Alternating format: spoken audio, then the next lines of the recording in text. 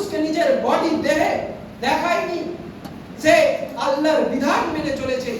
দুঃখে সুখে সর্ব অবস্থায় সে আল্লাহর শরীয়তকে মেনে চলেছে।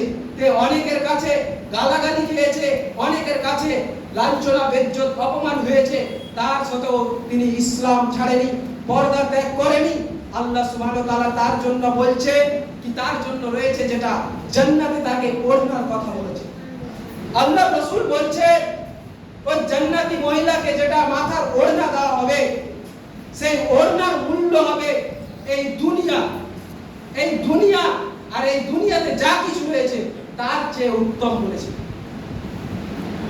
একটি ওড়না যদি সেই মহিলাকে এই দুনিয়া আর এই দুনিয়ার চাই মানে যা কিছু রয়েছে তার অপেক্ষায় উত্তম, মানে সবচাইতে এই দুনিয়াতে যা কিছু আছে তার চাইতে দামি মানের তাকে ওড়না পরাবে। ওড়না যদি এত সুন্দর হয়, আল্লাহ সুবহানাহু ওয়া তাআলা তাকে কত সুন্দর বানাবে। জান্নাত